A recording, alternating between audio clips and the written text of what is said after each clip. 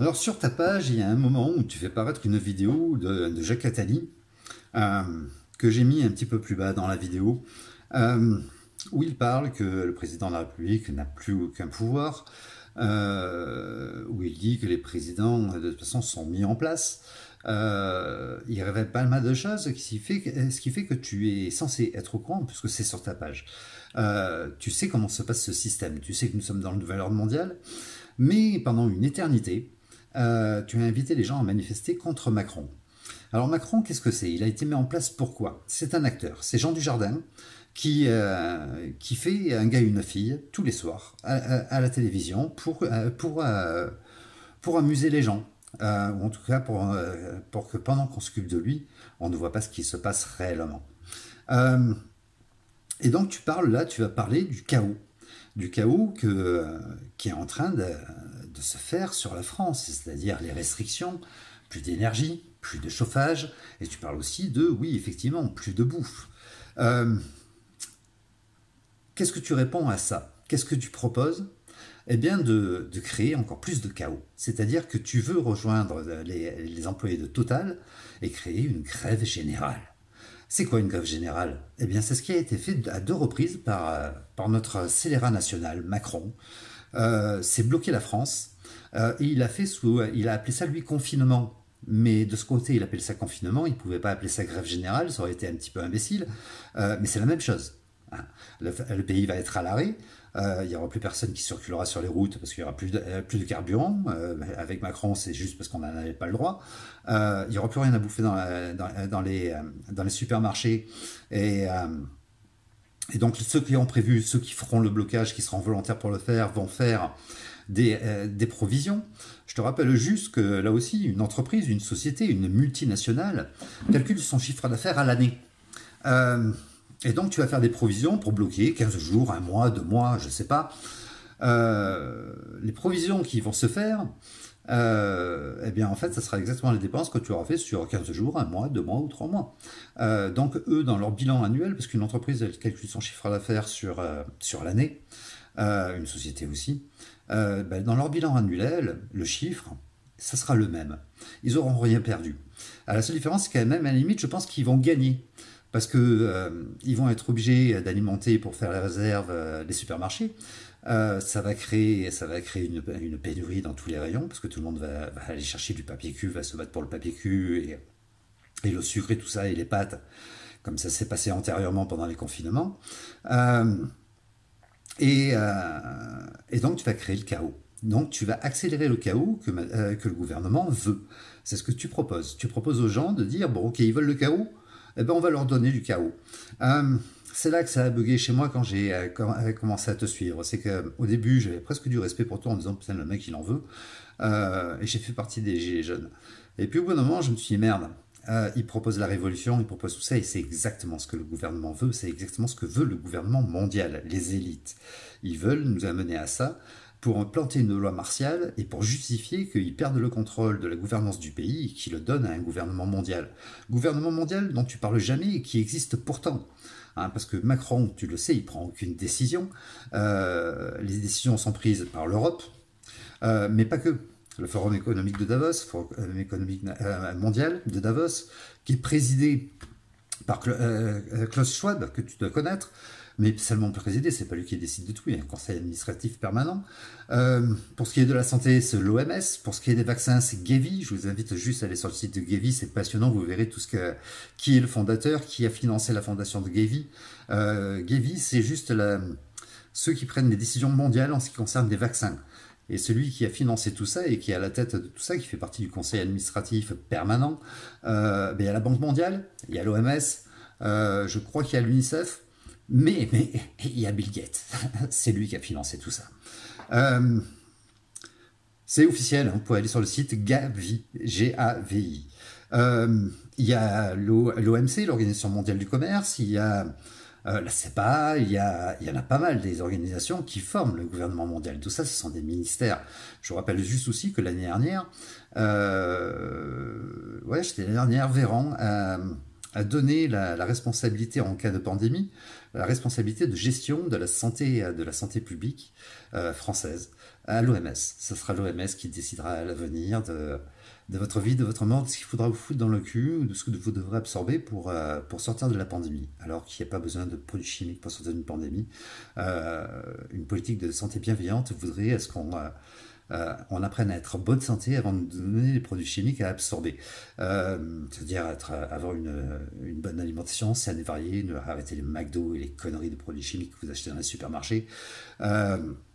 Un bon équilibre entre votre santé mentale et physique, donc éviter le stress, etc., que nous fournit à volonté Macron. Et puis, une bonne hygiène de vie. Maintenant, si tu picoles à tout va, si tu te drogues, si tu manges du McDo tous les jours, etc., fais-toi picouser, c'est le pack, hein, ça va avec. Donc voilà, le gouvernement mondial existe, mais toi, tu fais comme la télévision, tu fais en sorte, et là aussi, c'est là que je me suis dit, ce gars-là, il fait partie de l'opposition contrôlée, il prend les gens pour des cons. Eh bien, tu nous parles sans arrêt de Macron. Il faut qu'on pense à Macron en permanence, il ne faut pas qu'on sorte de là. Après, tu proposes, tu proposes d'y aller, quoi. Il va falloir faire une grève générale, peut-être pourquoi pas une révolution. Sur ta page, on voit que tu sais que la police...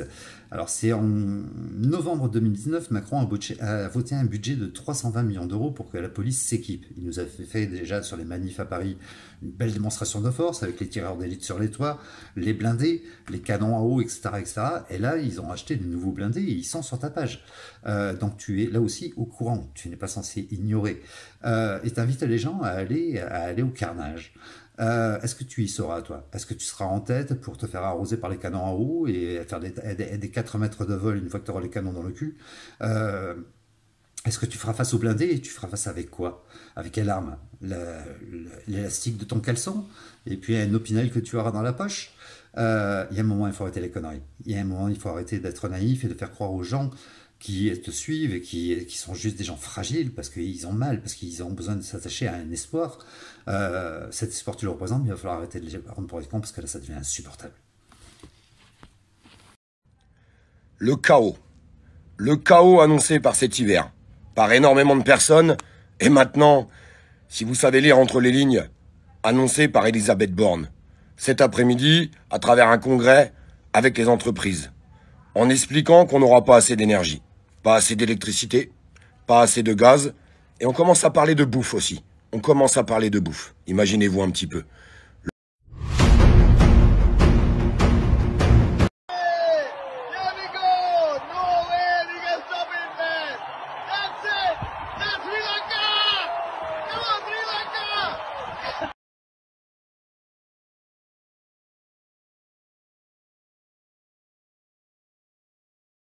Une aide pour les retraités à hauteur de...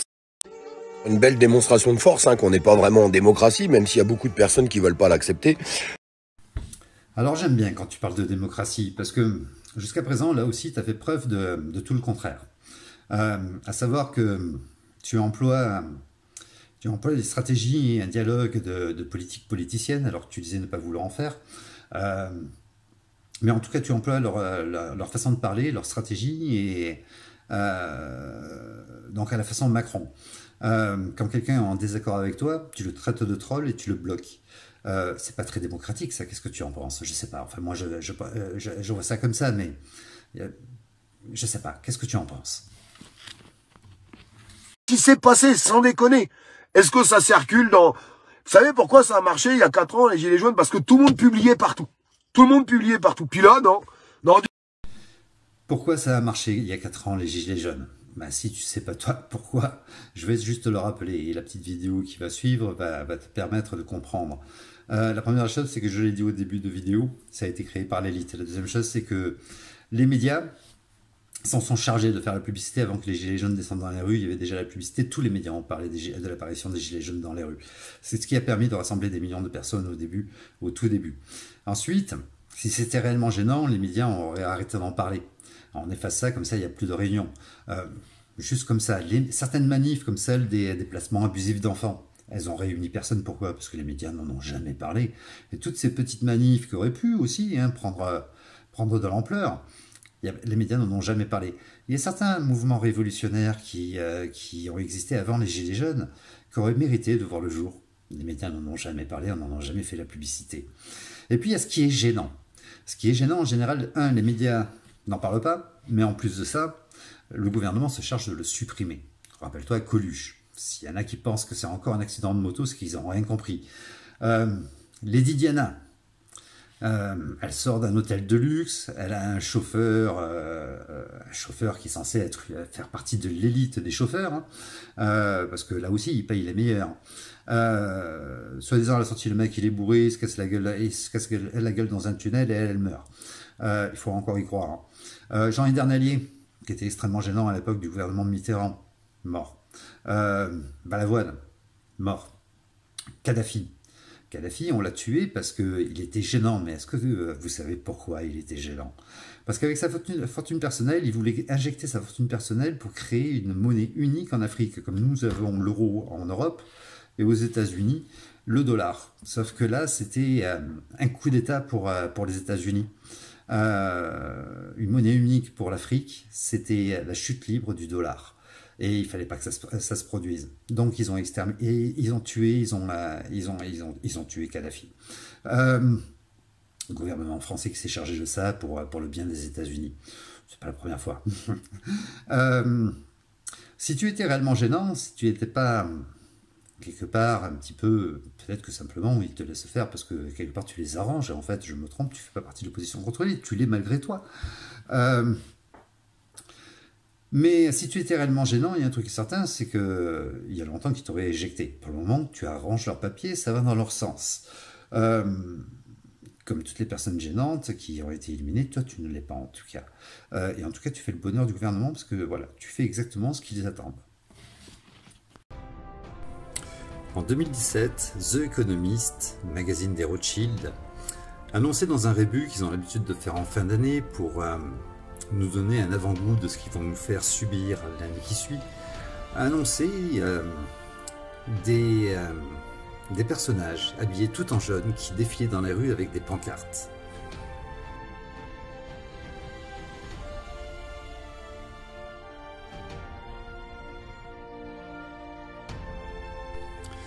Novembre 2018, les gilets jaunes sont apparus dans la rue.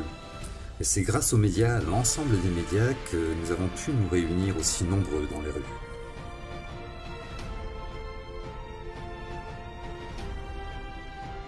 Nos amis anglais, ils ont démarré comme ça. Ils ont lancé une pétition, elle a explosé. Explosé. Comment on fait pour que les pétitions y marchent? Je vous fais un live avec tous les liens. Je vous demande de partager un maximum le live pour que tout le monde soit au courant. Alors là, c'est intéressant parce que tu te penches sur nos amis anglais qui ont fait une pétition qui a explosé. Et puis après, tu dis aussi pour les manifestations, il n'y a pas assez de monde, c'est une histoire de nombre. Et bien sûr, les gens les plus fragiles qui te suivent boivent tes paroles et les resserrent. On resserre des prédigérés en fait. Hein. T'es un troll, donc tout le monde répète, t'es un troll. Ils apprennent de toi. Ils apprennent pas mal de choses.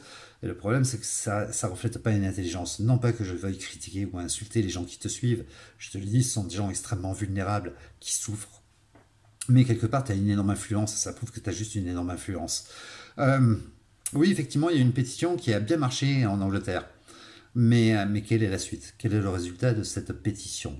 C'est comme tu dis, ouais, c'est une histoire de normes dans les manifs, on n'est pas assez nombreux, c'est de la faute de ceux qui restent sur leur canapé. Alors tout le monde resserre ça, hein. Toi, qu'est-ce que tu fais quand on critique les manifestations? Oui, mais toi, qu'est-ce que tu fais? Tu fais rien, tu restes assis sur ton canapé. Ça aussi, c'est très récurrent. Ils ont pris de toi, ça. C'est du prédigéré aussi. Mais là aussi, ça reflète pas une intelligence, parce qu'ils ont perdu leur liberté de penser. Ils pensent selon toi. Le seul truc, c'est que si tu regardes les autres pays, puisque tu te penches sur l'Angleterre, autant regarder les autres aussi. Le Sri Lanka, une marée humaine, ils sont rentrés dans le palais présidentiel. Et de nombreux pays dans le monde entier ont pu... Berlin,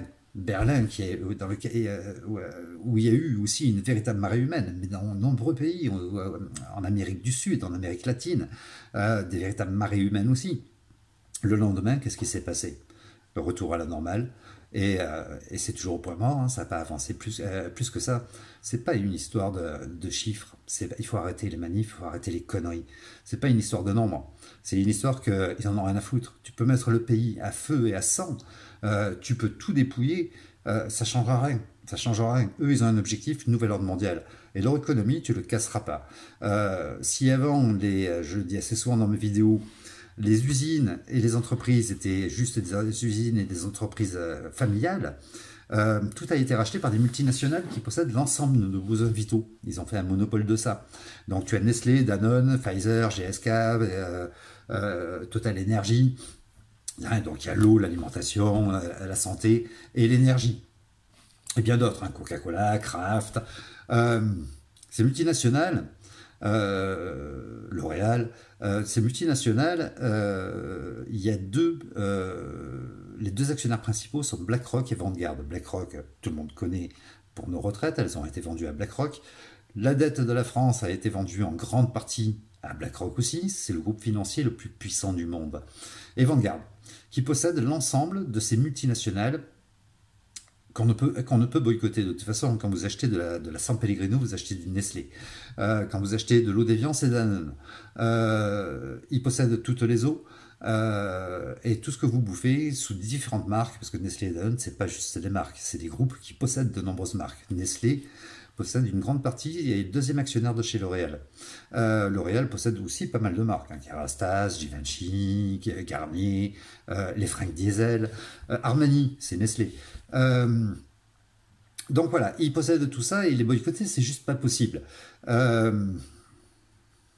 On peut pas lutter contre ces gens-là, ils possèdent.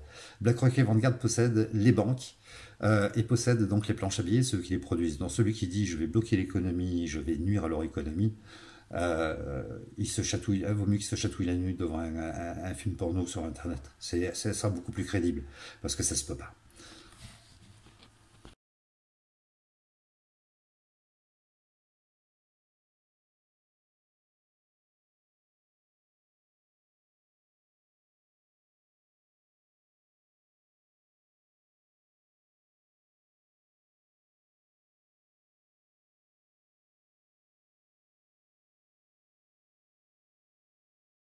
Emmanuel est un ami très proche. Je suis très fier d'avoir été à l'origine de sa carrière. Et c'est un homme très intéressant. Et je suis convaincu qu'il sera un jour président de la République. Le marché a désigné M. Macron comme président de la République, aidé en cela par quelques électeurs. C'est que le président de la République n'a plus de pouvoir, ou beaucoup moins de pouvoir, en tout cas qu'avant. Mais que les Français, et lui-même aussi, croient qu'il a toujours les mêmes pouvoirs. Mais pourquoi il aurait moins de pouvoir? Véronique Jacquier, Sud Radio. Il a moins de pouvoir pour mille raisons. D'abord, pour de bonnes raisons. Il n'y a plus la peine de mort. Et il n'y a plus l'Union soviétique. Donc les deux dimensions fondamentales de la thaumaturgie, du droit de vie nucléaire, le droit de vie et de mort ont disparu. L'euro, aussi bonne raison, fait qu'une grande partie de la politique économique est heureusement devenue européenne. La décentralisation, les grands investissements ne sont plus dans l'État et la politique de grandes infrastructures ne lui appartient plus. Les privatisations, il n'y a plus de politique industrielle possible. La globalisation, le marché l'a emporté très largement. Et donc il y a un très grand nombre de choses qu'on croyait à la portée de l'État qui ne le sont plus. Monsieur Attali rappelle ici que le président n'a plus de pouvoir en dehors de celui qui lui est donné par le marché. La plupart des hommes politiques et des dirigeants politiques se contentent de gérer au mieux le quotidien et de colmater les brèches. Oui. Alors qu'il faudrait agir pour avancer. Ils n'ont pas de pouvoir réel. Ce qu'on vient de voir ont la grandeur d'être élus du peuple. Ils n'ont pas de pouvoir réel sur la société. Monsieur Attali nous rappelle également que le personnel politique est impuissant. Comprenez que les politiques sont désormais au service du marché. Le marché a donc le pouvoir. Ces traités font loi qui s'impose à la loi des hommes. Tous ceux qui, dont j'ai le privilège d'avoir fait partie, ont tenu la plume pour écrire les premières versions du traité de Maastricht, on s'est bien engagé à faire en sorte que sortir ne soit pas possible. On a soigneusement oublié d'écrire l'article qui permet de sortir. Monsieur Attali se dit honoré d'avoir empêché les peuples de s'autodéterminer. Seuls les marchés déterminent. Son objectif est d'étendre son pouvoir. Le marché va s'étendre à des secteurs pour lesquels jusqu'à présent il n'avait pas accès, tels que la santé, l'éducation, la justice, la police, les affaires étrangères. Et en même temps, parallèlement, dans la mesure où il n'y a pas de règle de droit, le marché va s'étendre à des domaines aujourd'hui considérés comme illégaux, criminels, comme la prostitution, le commerce des organes, le commerce des armes, le racket, etc., etc. Et donc, on aura de plus en plus un marché qui va dominer, entraînant une concentration des richesses, une inégalité croissante, une priorité absolue donnée au court terme et à la tyrannie de l'instant et de l'argent, jusque et y compris au fond, au bout de la route, la commercialisation de la chose la plus importante, c'est-à-dire la vie, la transformation de l'être humain en un objet marchand, lui-même devenu un clone et un robot de lui-même. Le président, les ministres sont les seconds couteaux chargés de faciliter la prise du pouvoir du marché. Déréglementer, appauvrir et démanteler les services publics, ouvrir tous les secteurs à la concurrence, détruire les protections des salariés et des citoyens. Il s'agit de livrer au marché les derniers bastions détenus encore par le peuple. Et pour que le peuple fasse silence, aucun gouvernement n'osera plus aujourd'hui revenir sur l'état d'urgence. C'est ce qu'a annoncé Manuel Valls. Aucun gouvernement. Vous nous dites qu'on ne pourra plus sortir de l'état d'urgence? Non, je pense qu'on n'en sortira plus jamais parce que tout gouvernement qui sortirait de l'état d'urgence donnerait le sentiment d'une faiblesse. C'est malheureusement aussi absurde que le principe de précaution, qui lui-même est excessif, mais dont plus personne ne peut sortir. Donc on crée parfois involontairement des irréversibilités. Nous sommes en état d'urgence, mais par nature, nous devons en permanence être dans un état d'urgence, et le fait de le signifier par des institutions ne fait que exprimer une réalité. qui a le pouvoir? Le marché est l'outil qui permet au capital de s'accumuler. Les détenteurs du capital et des propriétés lucratives sont ceux qui ont le pouvoir politique. Ils font et défont les pouvoirs politiques à leur guise sans que les peuples n'interviennent. Ils ont déjà prévu la succession, Monsieur Macron. J'irai même plus loin. Je crois que je connais celle qui viendra après lui.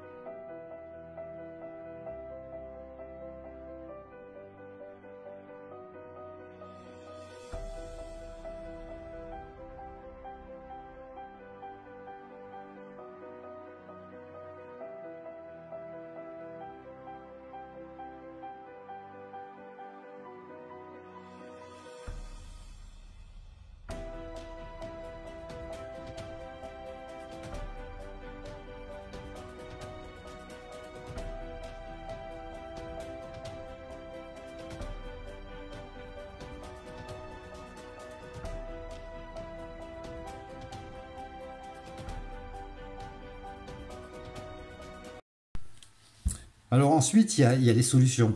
Alors je vais vous inviter à regarder 2 vidéos qui vont peut-être vous ouvrir l'esprit. Vous allez enfin comprendre qu'on ne lutte pas contre un système qui est totalement verrouillé et qui est bien pensé depuis plus de 50 ans. Ce que vous pensez, ce que vous allez penser demain, ce que vous allez réfléchir dans la nuit, eux ils l'ont déjà prévu. C'est pas des gamins qui se sont amusés, c'est pas 4 bonhommes qui se sont amusés avec des cauchemars, qui se sont amusés à prévoir quelque chose. Ils ont embauché les meilleurs. Et pendant 50 ans, ils ont travaillé sur le sujet. Pendant 50 ans, ils ont manipulé nos... parce que c'est pas d'aujourd'hui, hein, Macron, il est un peu plus agressif que les autres présidents, mais tous les autres qu'on a eu depuis 50 ans, ils ont permis d'en arriver là aussi, hein, de façon plus souple, plus gentille et plus diplomate. Mais ils l'ont permis aussi. Ces 2 vidéos vont vous faire comprendre qu'en fait, on ne lutte pas contre le système, mais il faut en sortir pour en créer un autre. Donc les manifestations, il faut arrêter. Quand toi, Olive, tu dis il faut manifester, il faut créer une grève générale parce que les gens cet hiver, ils vont avoir froid, ils vont avoir faim, etc., etc., c'est une erreur. C'est une erreur parce que ça ne va rien régler de toute façon. L'idée intelligente, la vraie vérité, ce que tu aimes dire, ça serait plutôt de contourner le système et de contourner le problème. Aujourd'hui, on a la possibilité, nous avons des ingénieurs parmi les gens ou des ingénieurs à la retraite, parmi les gilets jaunes et parmi les gens de la population. Ils produisent rien, ils n'ont aucune idée, ils n'ont rien créé. Ce sont des gens qui décident, mais pour ceux qui acceptent de se soumettre. Nous avons des ingénieurs et on peut produire des générateurs d'électricité avec des aimants. C'est des générateurs qui sont inépuisables. C'est de l'énergie libre et illimitée dans le temps. Il y a un ingénieur qui a produit, j'ai mis ça sur ma page, qui a fait un truc comme ça. Et avec ça, on préfère fonctionner les véhicules, alimenter les maisons en électricité de façon permanente et gratuite. Pour ce qui est de l'alimentation, nous avons encore des agriculteurs en France. Nous avons aussi des transporteurs. Tout ça, ça fait partie du peuple. Ils ne sont pas au gouvernement, ils ne sont pas à l'Élysée, ces gens-là. Nous pourrions contourner la chose et dire maintenant on arrête d'alimenter les supermarchés. La grève générale, on ne la fait pas. On la fait d'une autre façon. C'est-à-dire qu'on arrête d'alimenter les supermarchés, on va détourner les camions et on va approvisionner les petits magasins dans les centres-villes et puis toutes des associations comme le Secours populaire, le Secours catholique, etc., etc. Et on va distribuer la bouffe. On a la possibilité de faire plein de choses, mais de façon positive, pas aller dans leur sens et créer le chaos. 97% des gens confondent les systèmes sociétaux et la vie. Mais nos systèmes sociétaux ne sont qu'un système de vie, mais absolument pas la vie, avec un grand L et un grand V. Alors oui, c'est de croire que ces systèmes sont la vie, alors qu'ils n'en sont qu'une expérimentation. En fait, si tu veux, la vraie vie se passe en dehors de ces systèmes. D'ailleurs, c'est bien connu, hein. Tous ceux qui se sont mis hors système, ou qui ont été, un petit peu comme moi, borderline, ont souvent mieux réussi que les autres. Car, il faut être honnête, le système n'est pas fait pour que tu sois riche, heureux et riche, absolument pas. Il est conçu pour que tu sois toujours actif dans le système, et que tu puisses bien le nourrir à la sueur de ton front. 80... Alors, on pourrait décrire pendant des heures la manière dont fonctionne la mécanique du consentement au pouvoir. Mais ce n'est pas ce qu'on va faire parce qu'alors, on tomberait dans l'écueil que signale implicitement la Boétie dans son discours, à savoir l'écueil de la dénonciation. Pour la Boétie, il ne s'agit pas de condamner la servitude, il s'agit d'en sortir. Et pour lui, le seul moyen de sortir de la servitude, la seule et unique façon de devenir des êtres libres, c'est de cesser d'obéir. Alors vous allez me dire, la belle affaire, c'est un peu évident. Oui, pour être libre, il faut cesser d'obéir. Oui, mais sauf qu'il faut comprendre ce que ça veut dire. Être libre, c'est cesser d'obéir, mais est-ce que nous comprenons bien ce que ça veut dire, cesser d'obéir? Selon la Boétie, nous comprenons mal ce que signifie ne pas obéir. Parce que nous sommes tellement accoutumés à notre servitude que nous imaginons que pour être plus libres que nous ne le sommes, nous devrions nous battre. Nous imaginons que la liberté s'obtient par des actes. Or, cesser d'obéir, ce n'est pas agir, c'est au contraire cesser d'agir. Désobéir, ce n'est pas faire quelque chose, c'est cesser de faire quelque chose. Or, remarquez comme notre imaginaire est façonné par l'idée d'une liberté conquise par la lutte. Remarquez comme la liberté est associée dans notre esprit à des images de violence et à des scènes d'insurrection. Constatez à quel point les éléments de langage utilisés par les prétendus défenseurs de l'émancipation sont systématiquement reliés à une mythologie du combat. Lutter pour ses droits, combattre les injustices, résister à l'oppression. Mais ce que dit la Boétie, c'est que la liberté, on ne l'obtient pas par des actes. On ne se débarrasse pas d'un fardeau en le combattant. On s'en débarrasse en le lâchant. Être libre, ce n'est pas vociférer à l'oreille des dirigeants. Ce n'est pas les menacer de mettre le feu aux poubelles. Parce que de toute façon, les poubelles, c'est nous qui allons les payer. Être libre, c'est désobéir.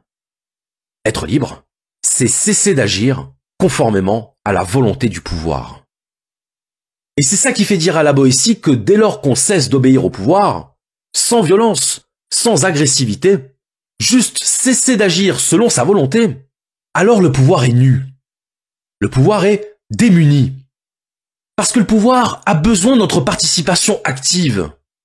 Et parce que combattre le pouvoir, c'est encore le nourrir. C'est le légitimer comme pouvoir. C'est le valider comme pouvoir. Combattre le pouvoir, c'est se placer dans la situation de l'opprimé qui réclame au pouvoir les miettes de sa liberté. Le pouvoir ne peut opprimer que des opprimés consentants. Le pouvoir ne peut avoir comme esclaves que des esclaves volontaires. Mais dès lors qu'il n'y a plus d'opprimés, il n'y a plus d'oppresseurs. Et ce n'est pas en faisant disparaître les oppresseurs qu'on cesse d'être opprimé. C'est en cessant de se conduire en opprimé qu'on fera disparaître les oppresseurs. Et c'est ce raisonnement qui conduit la Boétie à écrire cette célèbre phrase qui résume tout. Soyez résolus à ne plus servir et vous voilà libre. Alors quoi faire? Quelle solution? La révolution? Certainement pas. D'ailleurs, il y a un proverbe chinois qui dit c'est quand un moustique se pose sur tes couilles que tu te rends compte que tout ne peut pas être réglé par la violence. Tout bloquer? Je viens de vous l'expliquer. À part nous embêter nous-mêmes, nous tirer une balle dans le pied, ça ne les ennuiera pas. Et ça ne les freinera pas. Alors il nous reste une chose, la justice. Faire valoir nos droits et les faire appliquer. La justice, nous sommes d'accord, elle n'existe plus. Tout est corrompu jusqu'aux plus hautes autorités. Mais par contre, nous avons le pouvoir. Je le rappelle, dans la Constitution, la République est définie comme étant la gouvernance du peuple, par le peuple, pour le peuple. Il nous suffirait donc d'organiser devant un tribunal international, donc tribunal international des droits de l'homme à La Haye, ou alors le tribunal européen des droits de l'homme à Strasbourg, organiser une grande manifestation, une grande réunion. Nous avons déjà le nombre. Le nombre, c'est les gilets jaunes, c'est les manifestants qui sont sans arrêt sur Paris. Organiser donc une réunion devant un des tribunaux internationaux ou européens, y monter un podium, y siéger sous forme de manifestation statique et silencieuse. Faire monter sur le podium des intervenants avec des grandes connaissances en droit de l'homme, en droits internationaux, et puis organiser un tribunal populaire avec à main levée ou à l'applaudimètre notre délibéré, à savoir condamner pour crime contre l'humanité l'ensemble de ces dirigeants qui ont provoqué ce désordre mondial et organisé ce crime contre l'humanité, ce complot mondial contre l'humanité, à savoir l'ensemble des gouvernements de cette planète avec leurs présidents, mais aussi l'ensemble des présidents et secrétaires généraux de l'OTAN, l'ONU, l'OMS, Gavi, le FMI, j'en passe, mais aussi les actionnaires principaux de toutes ces multinationales qui nous empoisonnent au quotidien par l'eau, l'alimentation, les médicaments, les vaccins. Et il n'y a pas que celui du Covid-19, les 11 vaccins obligatoires faits à nos enfants, l'eau, les chemtrails, etc. Les condamnés au préalable, comme ça avait été fait sur Lens par des ouvriers en 1970, les condamner au préalable et puis transmettre notre délibéré aux juges de ces tribunaux en les obligeant à délibérer dans l'heure, donc d'annuler l'ensemble des audiences qu'ils ont et l'ensemble de leurs occupations et délibérer dans l'heure pour valider notre préjugement, notre précondamnation. Ils seront forcés de le faire parce que nous siégerons devant et nous les empêcherons de sortir tant qu'ils ne l'ont pas fait. Voilà une solution qui a été abordée dans les années 70 sur Lens par des ouvriers qui avaient des problèmes dans leur usine, je crois qu'elle avait été fermée, et qui pourrait être utile aujourd'hui et qui pourrait nous permettre d'en finir avec ce gouvernement mondial, ces multinationales qui nous bouffent tout et qui nous empoisonnent, qui tue nos enfants, et surtout qui nous permettrait de reconstruire un avenir pour nos enfants, un avenir certain. Parce qu'aujourd'hui, l'avenir de nos enfants, il n'y en a plus, c'est terminé. Je vous invite à réfléchir à ça, les amis, et surtout à vous remettre en question, parce que sans remise en question aujourd'hui, en continuant à vivre dans le passé, en s'imaginant que ce qui a été fait en mai 68, à savoir les grèves générales, la révolution, les blocages, etc., est encore viable face à un nouvel ordre mondial, face à ce gouvernement mondial qui est en train de prendre place peu à peu. Il serait temps qu'on se remette en question, parce que sinon on a perdu. On a perdu d'avance.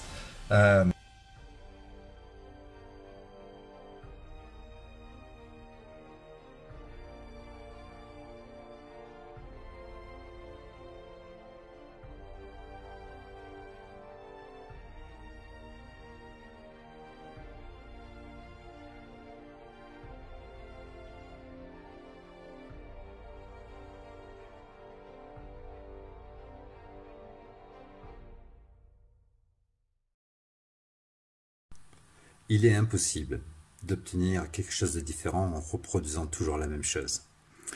Comme il est impensable de continuer à faire ce qui nous a poussé à l'échec, à le faire et à le refaire, comme les manifs, comme maintenant le blocage. On se doit tous aujourd'hui de se remettre en question pour l'avenir de nos enfants. Vous êtes certainement parents, ou peut-être que dans votre famille il y a des enfants, ou peut-être que vous êtes déjà grands-parents. Mais en tout cas, nous devons tous y penser. L'avenir de nos enfants, il est de notre responsabilité de le construire. C'est notre devoir. Et on doit tous se remettre en question pour ça. Pour nos enfants, plus jamais ça.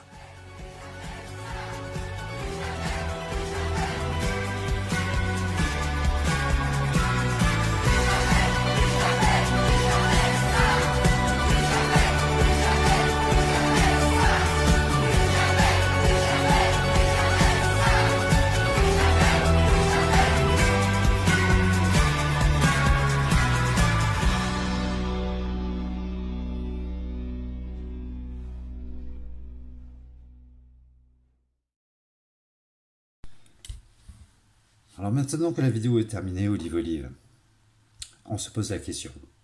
Fais-tu réellement partie de l'opposition contrôlée, comme certains le prétendent, et comme moi je le pense? Ce n'est pas une affirmation, c'est je pense.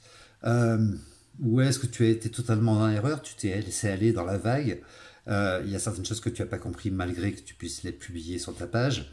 Et dans ces cas-là, tu vas te remettre en question et aller dans le bon sens, et puisque tu veux être le sauveur de la France, guider ceux qui te suivent vers des choses totalement positives qui peuvent ouvrir un avenir, et surtout pour nos enfants, qui ferait qu'on peut recréer un système et reprendre en main le contrôle de l'avenir de nos enfants. Toi qui parles de ta princesse, elle est aussi concernée. Parce que si tu fais partie de l'opposition contrôlée, dis-toi bien que ouais, tu gagnes 4 sous, et ils t'ont promis des tas de choses. Sauf qu'en haut, il n'y aura pas de la place pour tout le monde. Et toi en haut, tu n'y seras pas. Et une fois qu'ils en auront fini avec toi, soit ils te supprimeront, soit ils te laisseront pourrir avec les gueux en bas, les sans-dents. Tu auras profité pendant un temps, sauf que les gueux, je pense qu'ils oublieront pas ce que tu as fait. En tout cas, si je me trompe. Si je me trompe pas, plutôt. Et tu auras du mal à survivre. Donc c'est à toi de réfléchir aujourd'hui. Est-ce que tu es un traître, ou est-ce que tu fais partie du peuple? On demande tous à savoir. Est-ce qu'il y a tentative d'escroquerie en bande organisée, ou est-ce que tu vas nous délivrer le numéro de SIRET de la maison de production? Tout ça, ben, c'est juste à toi de dire, voilà, il y a des choses que je tiens à vous dire. Les gens que je traitais de trolls jusqu'à présent, mais en fait, c'était des gens qui étaient opposés à moi, qui ne comprenaient pas certaines choses, et on ne s'est pas compris. C'est possible hein, que ce soit comme ça. On ne s'est pas compris, et donc je vais rétablir la vraie vérité, comme tu dis souvent. Donc effectivement, il y a une société de production, elle appartient pas à Idée de Courage, elle appartient à son mari, c'est possible aussi. Je vous donne le numéro de SIRET, vous pourrez vérifier. Il y a ça qui s'est passé comme ça, comme ça et comme ça, et effectivement, je n'avais pas la vérité en face des yeux, même si j'ai pu produire certaines choses sur ma page. Et effectivement, oui, on a fait une erreur, on a tourné en rond pendant 4 ans, et on a poussé les gens à tourner en rond. Je t'invite à répondre à tout ça, Olive. C'est pas de la critique, ça serait des critiques ouvertes, je ferais comme certains sites qui te pourrissent qui te pourrissent, qui te critiquent, mais il n'y a rien de constructif sur ta façon de parler, sur ton écriture, sur on fait tous des fautes d'orthographe, etc., etc. L'important c'est de se comprendre, et là-dessus je m'en fous de comment tu parles, moi aussi il m'arrive d'avoir des petits dérapages, mais c'est pas constructif. Cette vidéo est assez étayée pour que tu comprennes certaines choses, et pour que les gens qui te suivent, si tu corriges pas, puissent comprendre aussi certaines choses. Je te salue, et puis j'espère que tu vas vite te remettre en question. Bye bye, prends soin de toi, et prenez tous soin de vous. À très bientôt.